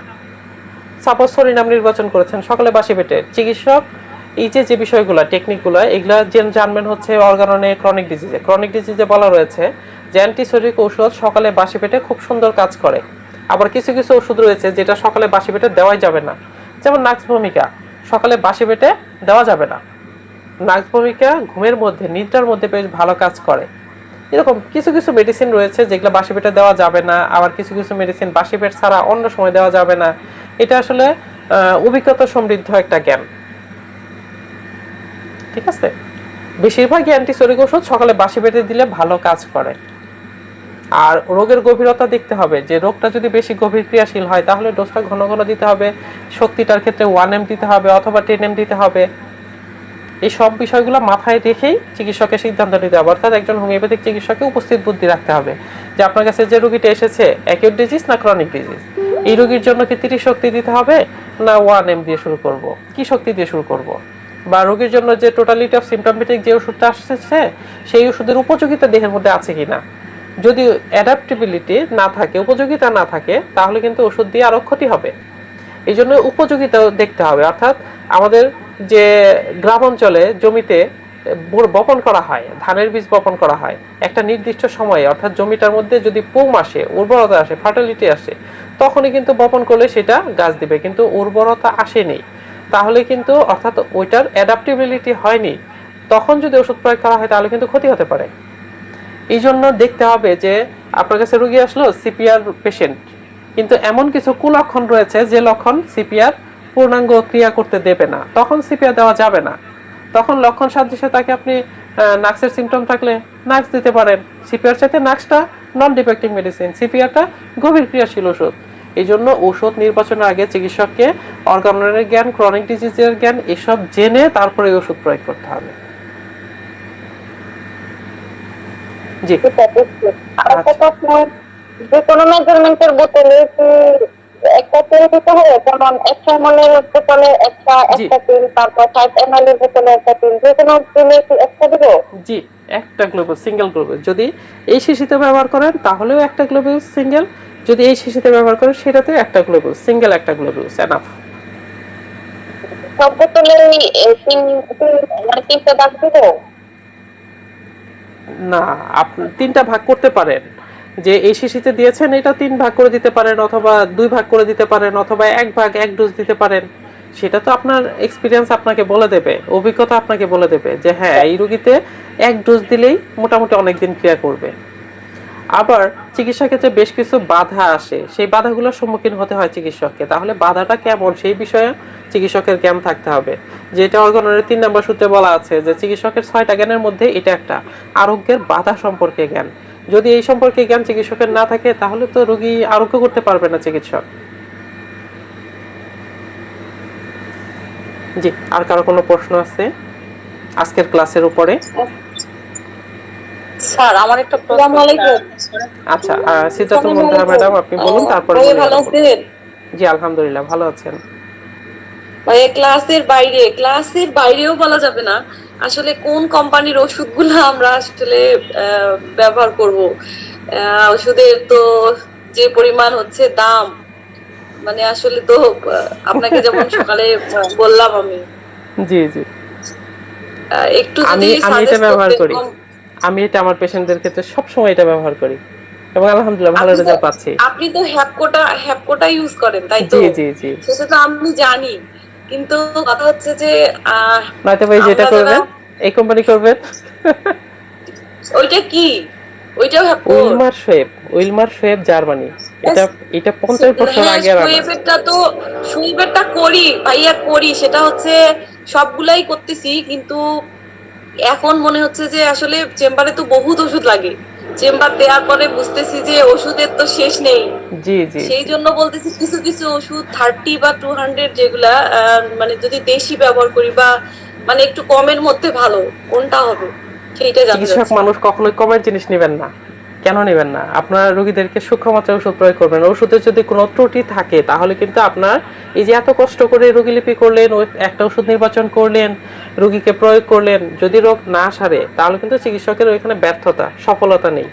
আর যদি কিছু টাকা বেশি লাগলেও ভালো ওষুধটা যদি ওয়েল প্রুফ মেডিসিনটা আপনি ভালো কোম্পানির থেকে নিয়ে নিতে পারেন তাহলে সেটা কিন্তু আলহামদুলিল্লাহ ভালো, সেটা কিন্তু আপনার ঠকা নয়। আমার ওস্তাদের একটা নির্দেশ যে রাসেল জিনিস কিনলে সবসময় ভালোটা কিনবা, টাকায় ঠকা না, জিনিসে ঠকালে সবচাইতে বড় টাকা। অর্থাৎ টাকায় ঠকলে আপনি 2 দিন আগে আর পরে টাকা ইনকাম করতে পারবেন, কিন্তু জিনিস একটা কিনে নিলেন, যে এই ওষুধটা আপনি সাপোজ আপনি 1000 টাকা দিয়ে এখন কিনলেন সাপোজ, তাহলে 5 বছর পরে এটা সুন্দরভাবে আপনি ব্যবহার করতেছেন। যদি এটা আপনি 500 টাকা দিয়ে কিনেন বা 100 টাকা দিয়ে আপনি কিনেন, কমে কিনলেন, বেশি দামেরটা নিলেন না, এই 100 টাকার মেডিসিন আপনি রোগীতে প্রয়োগ করলেন, আপনার ভালো কাজ করলো না, তাহলে কিন্তু 100 টাকাই আপনার ফালানি। আর 1000 টাকা দিয়ে কিনলেন, তাহলে রোগীরা যখন ওষুধ প্রয়োগ করে রোগীতে রেজাল্ট পাবেন তখন কিন্তু ওই টাকাটা সার্থক। এই জন্য মাথায় রাখবেন সবসময় রোগীদের ক্ষেত্রেও সর্বোচ্চ ভালো জিনিস ব্যবহার করতে। যেমন আমি আগে আমাদের আসলে আসলে প্রশ্নটা ছিল যে দেশি ওষুধ কি কাজই করে না? এটা আমি ব্যবহার করছি না, আমি বলতে পারতেছি না। হ্যাঁ, আপনারা ব্যবহার করে দেখতে পারেন, যারা ব্যবহার করে তাদের কাছে সেটার সিদ্ধান্ত নিতে পারেন যে আসলে তারা ব্যবহার করে কেমন রেজাল্ট পাচ্ছে। কাজ তো করবেই, ওষুধ কাজ করবেই যদি আপনার সদৃশ ওষুধ নির্বাচন হয়ে থাকে। যদি নির্বাচন ঠিক না হয় তাহলে আপনি যত জার্মানি ওষুধই দেন, যত গাছ থেকে একদম ডাইরেক্ট ওষুধ তুলে খাওয়ান, সদৃশ না হলে হোমিওপ্যাথিক ওষুধ কখনোই কাজ করবে না, ক্ষতি করবে। হোমিওপ্যাথিক ওষুধ ব্লেডের মতো, আপনার যদি সিমিলিমাম হয় তাহলে সুন্দর উপকার করবে, আর যদি সিমিলিমাম না হয় তাহলে লক্ষণ উৎপাদন করে দেবে। যদি ঘন ঘন সেবন করানো হয় তাহলে ওষুধের যে প্রুভিং সিমটমগুলো এগুলা রোগী দেহে উৎপাদিত হতে শুরু করবে।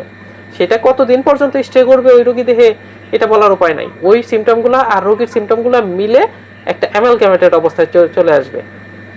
সেই জট একজন ক্লাসিক্যাল হোমিওপ্যাথি তো সহজে খুলতে পারবে না। এই জন্য হোমিওপ্যাথিক ওষুধ সম্পর্কে ডাক্তার কেন বলেছিলেন যে আমি 1 ডজন নিগ্রোদের সাথে অন্ধকার গৃহে ধারালো অস্ত্রধারী 1 ডজন নিগ্রোদের সাথে থাকতেও অতটা ভয় করি না যতটা ভয় করি একজন অপর হোমিওপ্যাথের কাছে 1 ডোজ উচ্চ শক্তির ওষুধ সেবন করতে। এই যে 1 ডোজ ওষুধ, এটার 1 ফোঁটার 100 ভাগের 1 ভাগ, এটাই যে ক্রিয়াটা করে যদি সিমিলিমাম না হয় তাহলে রোগীদের ভীষণ ক্ষতি হবে। যারা অর্গানন জানে না, ক্রনিক ডিজিজ জানে না, তারা এই ক্ষতিটাও বুঝতে পারবে না, তারা এই ক্ষতিটাও বুঝতে পারবে না। এই জন্য ওষুধ কেনার আগে অবশ্যই সতর্ক থাকবেন, ভালো কোম্পানির ওষুধ কিনবেন। এবং যে ভালো ডাক্তাররা ব্যবহার করে ভালো রেজাল্ট পাচ্ছেন, আপনি দেখছেন তারাও রেজাল্ট পাচ্ছে, ওই কোম্পানির ওষুধ কিনবেন। সেটা আমাদের দেশি ওষুধও যদি আপনি ভালো পান আলহামদুলিল্লাহ কিনে নেবেন, বেশ ভালো। জি ম্যাডাম, আর কোনো জাযাকাল্লাহু খায়ের ভাইয়া। শুকরিয়া। সিদ্ধাতুল মুনতাহা ম্যাডাম কিছু বলতে চাচ্ছিলেন মনে হয়। আচ্ছা, আর ভাইয়া আমি একটু বের হচ্ছি। হ্যাঁ, ওকে, থ্যাংক ইউ। আচ্ছা, আসসালামু আলাইকুম। ওয়ালাইকুম আসসালাম। জি ম্যাডাম বলুন। স্যার, আমরা অনেক সময় দেখা যায় পিল দিতে গিয়ে 2টা 3টা পড়ে যায়। যেমন আজকে আমি আমার বাচ্চার জন্য মাস্ক করছি, বিকালবেলা 3টা স্যার পড়ে গেছে, কারণ হ্যাপকোটা স্যার এতই বেশি সূক্ষ্ম এবং ছোট যে আন্দাজ করা যায় না। আচ্ছা, আপনার কাছ থেকে গত বছর আমি এটা নিয়েছিলাম, 3টা পড়ে গেছে। তারপরে আমি তাকে করছি, মানে অর্ধেক জি 3টা ফেলে দিয়ে আবার পানি ওটাকে দিচ্ছি, দিয়ে ফুল বোতল পরে তারপর ওখান থেকে আমি 1 ক্যাপ তাকে খাওয়াই দিচ্ছি। আচ্ছা, এটা একটা জিনিস। আরেকটা জিনিস হচ্ছে স্যার, মানে ম্যাক্সিমাম সময় দেখা যায় কি আমার বাচ্চারা বেশিরভাগ সময় বাইরের খাবারটা খায়, স্কুলের টিফিন এই সেই, তো রাতের বেলা ওদের অনেক সময় পেট খারাপ হয়ে যায়। তৎক্ষণাৎ দেখা গেল যে এরা বাইরের ভাজা পুরি খাইলো, মিষ্টি জাতীয় খাইলো, মানে হয়ে যায়। তখন আমি মেডিসিনটা সিলেকশন করতে আমার কষ্ট হয়ে যায়। অনেক সময় দেখা যায় মিষ্টি খাওয়া হয়, সেই জন্য আর্জেন্ট নাইট থাকে, এখানে বাচ্চাদের ক্ষেত্রে নাক থাকে, আবার ঘন ঘন হলে পোটোফাইলাম থাকে। তখন আমি সিলেকশন করতেই পারি না যে আমি কোনটা দিব। তখন আমি কি করি, ফিলমেট অথবা এমোডিস অথবা ওরসালাইন তাদেরকে দিয়ে কোনো রকমে আমি এটা রিকভার করি। পরে আমি নেক্সট ডে স্যারের সাথে আলাপ করে মেডিসিনে যাই, পরের দিন। এরকম অবস্থা ম্যাক্সিমাম সময় হয়। এটার জন্য আমাকে একটা সলিউশন দেন আজকে। আচ্ছা, চিকিৎসকের 3টা ভুল হয়ে থাকে।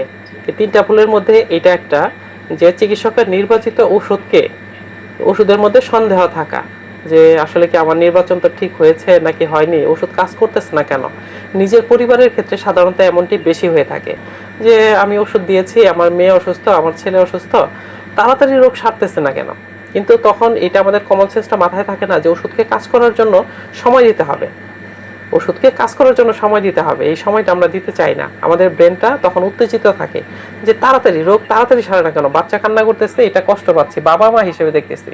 কিন্তু যখন একজন চিকিৎসক হিসেবে চিন্তা করবেন যে হ্যাঁ, রোগীরা তো আমাদের কাছে ওষুধ নেওয়ার পর বাসায় চলে যায়, ওষুধ খেয়ে তো ধৈর্য ধরে অপেক্ষা করে, আর আপনি তো আপনার বাসায় আছেন, আপনার মেয়ে বা ছেলে কান্নাকাটি করতেছে, ব্যথায় কষ্ট পাইতেছে, এই জন্য আপনাকে ধৈর্য ধরতে হবে। তা আপনার ওয়েল সিলেক্টেড মেডিসিন, যে তৈলাক্ত ভাজা পোড়া খেয়ে এই সমস্যাটা হয়েছে, আচ্ছা আমি নাক্স দিয়েছি বা আমি পালসিটিলার দিয়েছি লক্ষণ ভিত্তিক, আচ্ছা ওষুধকে কাজ করার জন্য 3 ঘন্টা 6 ঘন্টা একটু সময় দেই। হ্যাঁ, তা আর ওই সময় হচ্ছে যে বিধিনিষেধগুলা, যে ভারী খাবার অর্থাৎ দই মিষ্টি এই জাতীয় খাবারগুলো তখন আর দেওয়া যাবে না, যখন তার পেট সমস্যা। পেটে সমস্যা হয়েছে, তখন তাকে ভারী খাবার, উত্তেজক খাবার, রিচ ফুড এগুলো দেওয়া যাবে না। তাকে কি দিতে হবে? পেট ঠান্ডা থাকে এই ধরনের খাবার দিতে হবে। যেমন আপনি আটার জাউ, আতপ চালের জাউ, অথবা স্যুপ, অথবা সাগু বা বার্লি, অথবা একটা ডাব কিনে দেওয়া, অথবা চিটা ভিজিয়ে খাওয়া, এই ধরনের যে খাবারটাও পছন্দ করতেছে তাকে ওই ধরনের খাবারগুলো দিবেন, সাজেস্ট করবেন। তাহলে দেখা যাবে যে ওই সমস্যাটা অ্যাকিউট প্রবলেম, তো তাহলে চলে যাবে। আর যদি না হয় তাহলে ওষুধ দিবেন। আর ওষুধটা এই সময় একটু ঘন ঘন প্রয়োগ করতে হবে, কিন্তু ঘন ঘন ওষুধ পরিবর্তন করা যাবে না।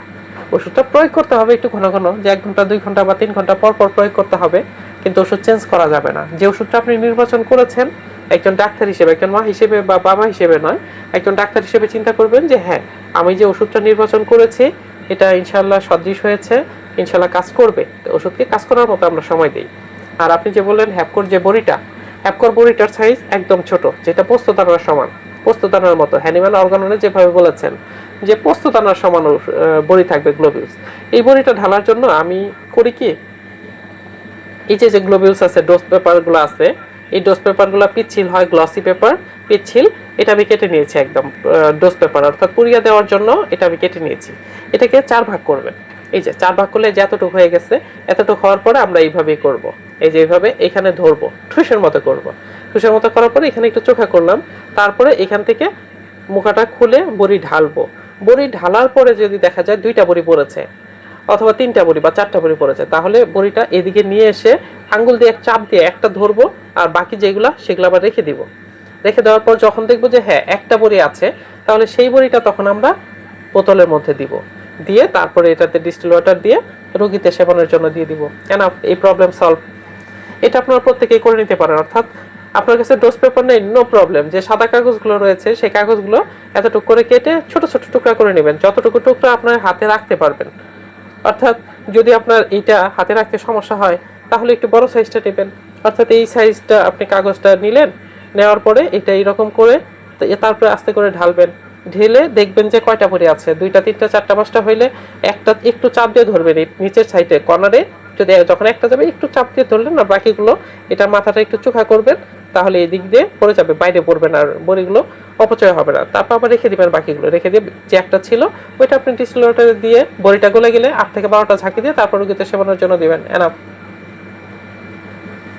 জি ম্যাডাম, প্রবলেম সলভ। স্যার। শুক্রিয়া। আর কারো কোনো কোশ্চেন আছে আজকের ক্লাসের মধ্যে? আবু নাইম মিয়া জি, ভাই আপনার মেয়ে কেমন আছে এখন? জি আছে আলহামদুলিল্লাহ, আজকে সুস্থ আছে আলহামদুলিল্লাহ। আলহামদুলিল্লাহ। হ্যাঁ, এইভাবে প্রয়োগ করবেন আপনি যেভাবে লাস্ট করেছেন। ইয়াউনিল্লাহ। জি, আরো 2 দিন কন্টিনিউ করতে বলছেন, ইনশাআল্লাহ কন্টিনিউ রাখবেন জি, ইনশাআল্লাহ। অ্যাকিউট ডিজিজের রোগ মনে করেন আপনি একদিন সেবন করানোর পরেই কমে গিয়েছে, তারপরে আরো 2 দিন সেবন করাবেন যাতে ওই অ্যাকিউট ডিজিজটা পুনরায় ফিরে না আসে, পুনরায় যাতে আর রিল্যাপস না করে, এই জন্য আরো 2-3 দিন সেবন করাইতে হয় অ্যাকিউট ডিজিজের ক্ষেত্রে। এটা মাথায় রাখবেন সব সময়ের জন্য। জি জি। জি, আর ক্রনিক ডিজিজে আমরা যে মানে ডোজটা দেই, এটা তো মানে 1 দিন বা 2 দিন, 1-2 ডোজ বা 3 ডোজ নাকি একাধারে ক্রনিক দেওয়া ডিজিজে যায়? এটা রোগীর অবস্থার উপরে ডিপেন্ড করবে। ক্রনিক ডিজিজ আসলে অগ্রিম ভাবে আপনারা সবসময় মাথায় রাখবেন, হোমিওপ্যাথিতে কখনোই অগ্রিম ভাবে সিদ্ধান্ত নিয়ে রাখা যাবে না। আপনার সামনে উপস্থিত যে রোগীটা এসেছে তাকে পর্যবেক্ষণের পর দেখতে হবে এই রোগীর জন্য কোন শক্তিটা 50 সহস্রতমিক দিয়ে শুরু করবেন না শততমিক দিয়ে শুরু করবেন। 50 সহস্রতমিকের বেশ কিছু সুবিধা রয়েছে, যেটা নিয়ে সামনের ক্লাসে আলোচনা হবে ইনশাআল্লাহ। আর যদি আপনি শততমিক দেন দিতে পারেন, শততমিক দিলে দিতে পারেন, কিন্তু এভাবে সূক্ষ্ম মাত্রায় দিবেন। তখন রোগীর অবস্থা অনুসারে শক্তি এবং মাত্রা সেই উপস্থিত অবস্থার উপরে ডিপেন্ড করে আপনাকে নির্ধারণ করতে হবে। পূর্ব থেকে যদি আপনার বিধিবদ্ধ থাকে তাহলে আমরা কিন্তু অর্গাননের 6 নম্বর সূত্রের মতো প্রিজুডিসড হয়ে গেলাম, আনপ্রিজুডিসড হইতে পারলাম না। আনপ্রিজুডিসড হইতে হবে, সংস্কার মুক্ত হইতে হবে। এই যে আপনি বদ্ধমূল ধারণা নিয়ে যদি থাকি ক্রনিক ডিজিজ আসছে, আমি তাহলে 1M থেকেই নিশ্চিত শুরু করব, কিন্তু ক্রনিক ডিজিজের কোনো সিমটম যদি অ্যাকিউট অবস্থায় নিয়ে আসে তাহলে কিন্তু 1M থেকে শুরু করা যাবে না। বা অ্যাকিউট ডিজিজ আপনি রোগী আসছে, হালকা তরুণ রোগ নিয়ে আসছে, কিন্তু এটা আসলে মূলত ক্রনিক ডিজিজ, তাহলে কিন্তু 30 শক্তি দিলে অতটা ভালো রেজাল্ট পাবেন না। 200 থেকে বা 1M থেকে শুরু করতে হবে। এটা রোগীর উপস্থিত অবস্থার উপরে দেখে তারপরে আপনাকে সিদ্ধান্ত নিতে হবে। জি জি, ধন্যবাদ। শুকরিয়া। আর কারো কোনো প্রশ্ন আছে আজকের ক্লাসের উপরে?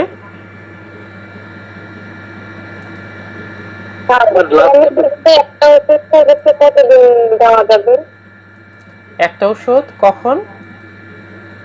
সর্বোচ্চ কতদিন দেওয়া যাবে? 15 দিন? এটা হচ্ছে কতদিন দেওয়া যাবে? একটা ওষুধ কতদিন পর্যন্ত কন্টিনিউ করবেন। যদি অ্যাকিউট ডিজিজ হয়, অ্যাকিউট ডিজিজের মেয়াদি থাকে হলো 7 দিন বা 14 দিন বা 21 দিন এরকম। তো 7 দিনে রোগী সেরে গেছে, সুস্থ হয়ে গিয়েছে, 8 দিন, 9 দিন বা 10 দিন পর্যন্ত সেবন করতে পারে 30 শক্তি।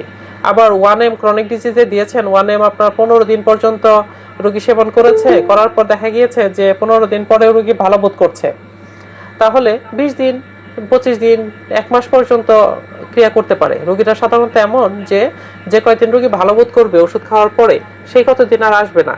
তারপরে যখন দেখা যাবে রোগটা আবার ফিরে আসছে, রোগীর কষ্ট হচ্ছে, তখন আবার আসবে। তখন আসার পর যদি দেখেন যে ওই ওষুধটার ক্রিয়া চলমান আছে, বোঝা যাচ্ছে, রোগীর সিমটম এটা জানাচ্ছে, তাহলে ওই ওষুধই শক্তি পরিবর্তন রীতিতে নেক্সট পাওয়ার দিতে পারেন, অথবা ওই পাওয়ার দিতে পারেন শক্তি পরিবর্তন রীতিতে, অথবা ওই ওষুধের সিমটম চলমান আছে, তাহলে ওষুধ কন্টিনিউ করার প্রয়োজন নেই, প্লেসিবো দিয়ে বিদায় করে দিলে আরাম। কখনো সিএম দিয়েছেন, সিএম দেওয়ার পর 2 মাস, 3 মাস, 6 মাস পর্যন্ত ক্রিয়া করতে পারে। তো 1 মাস পর পর রোগী আসতেছে, 1 মাস পরে আসলে ওই একইভাবে তাকে এসএল বা স্যাকল্যাক দিয়ে দিলেই বাস। এইভাবে প্রতিটা ক্ষেত্রেই আমাদেরকে উপস্থিত বুদ্ধি মাথায় রেখে সিদ্ধান্ত নিতে হবে। জি, শুকরিয়া। আর কারো কোনো প্রশ্ন আছে? মানে ভাই লাস্ট একটা প্রশ্ন করব, এটা আমার একটা কিউরিসিটি থেকে। সেটা হচ্ছে আমরা যেহেতু জানি যে একই ডিজিজের ক্ষেত্রে আমরা ঘন ঘন ওষুধটাকে প্রয়োগ করি, হ্যাঁ, জি, তো সেই ক্ষেত্রে আমরা যদি 30 থেকে শুরু করি, দেন আমার যদি মনে হয় যে না আমার 30 শুরু করার পরে 200টা প্রয়োজন হয়, তো সেই ক্ষেত্রে আমি 200টাও কি, যেহেতু একই ডিজিজ আমি ঘন ঘন প্রয়োগ করতে পারি বা করার দরকার হয়, সেক্ষেত্রে আমি 200টাও কি ঘন ঘন প্রয়োগ করতে পারবো কিনা? 200 ঘন ঘন প্রয়োগ না করাটাই উত্তম। ঠিক আছে ভাই, thank you। জি, একটা প্রশ্ন আছে, জি। মানে একই টুকি কি সবসময় 30 নিচে দিতে হবে? মানে 2C-তে না যাওয়াটাই উত্তম নাকি একইটা? না, একটা 30 এনাফ। 30 ছোট বড় সবার ক্ষেত্রে? হ্যাঁ, যদি আচ্ছা। ডিজিজটা তার অ্যাকিউট হয়, তরুণ রোগ হয়, সেক্ষেত্রে যদি শততমিক দেন 30, আর যদি 50 সহস্রতমিক দেন, আমি 50 সহস্রতমিক M1 থেকে শুরু করি।